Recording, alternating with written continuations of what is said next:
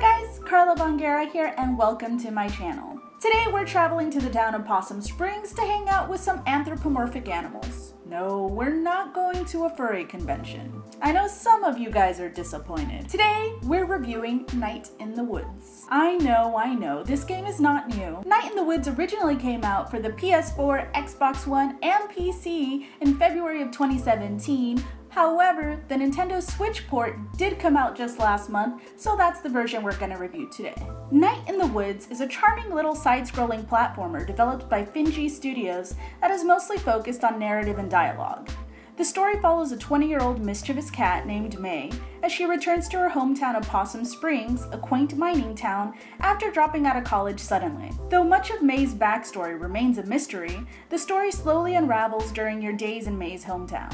The setup leaves room for you to really explore the town of Possum Springs, while giving you the freedom to set your own daily routine.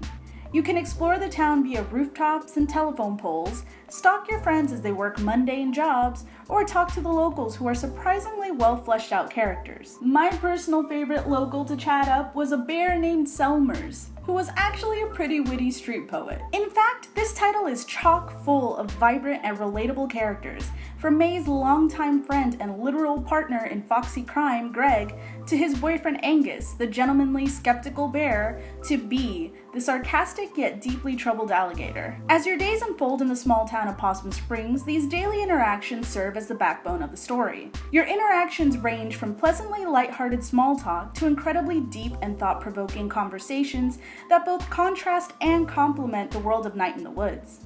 May's character in particular stands out as she is surprisingly human and as such straddles the line between charming and likable to downright selfish and unlikable. Certain interactions are bound to leave you reeling. One particular scene between May and her parents made me want to swap out her character entirely. Still, that's part of the charm in this title. It tackles real-world emotions and problems. In general, the story of Night in the Woods is one of a young 20-something trying to find her place in the world while struggling with depression and crippling anxiety. It really manages to capture the melancholy emotion of feeling scared and alone and unsure. In mechanics, though Night in the Woods is technically a platformer, it is only loosely so as a means to keep the storyline moving forward. The platforming is rarely challenging, with the exception of a few dream sequences that are more puzzling than challenging, but that's not necessarily a bad thing. If you're expecting a game full of surprises and twists and turns, this is not the game for you. This title really rides on narrative and dialogue, all while allowing you to set your own routine and invest as much or as little time in everyday things, much like in real life. There are mini-games scattered throughout to break up the monotony of platforming and dialogue boxes.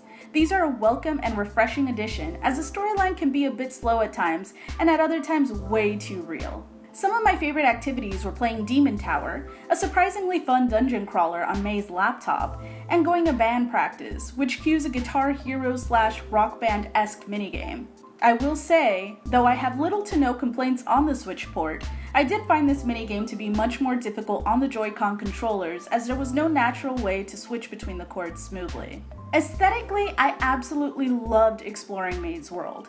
It's an undeniably beautiful game with vibrant fall colors, beautiful realistic and serene autumn lighting, and a soundtrack that perfectly complements the art style. The dream sequences were some of my favorite scenes aesthetically, which works out in the game's favor as these were also coincidentally some of the most tedious platforming / puzzle areas in the game. All in all, I thoroughly enjoyed playing Night in the Woods. I think it's an excellent game that hasn't gotten nearly as much praise as it should. Though the game isn't for everyone, I wholeheartedly recommend it for those of you that enjoy narrative / platforming games that take their time to develop. The game is also relatively short, clocking in at about anywhere between 6 to 10 hours, depending on how in-depth you choose to get. But seeing as different interactions add or detract from the story, I'd say the replay value is definitely there. 10/10 would recommend. And for that, I give this game a rating of Taro Boba Tea. In the world of drinks, one of the very best. Hey, I don't have a rating scale yet, so just trust me when I say that it's good, okay? Now I really want a Taro Boba Tea. I'm gonna go get one and see you nerds later. Alright guys, that about does it for today's video. What did you guys think of my review of Night in the Woods? Have you guys played it? Let me know in the comment section down below. Please be sure to like this video if you enjoyed it, and if you haven't subscribed yet, what are you waiting for? smash that subscribe button. And until next time, keep fun gaming.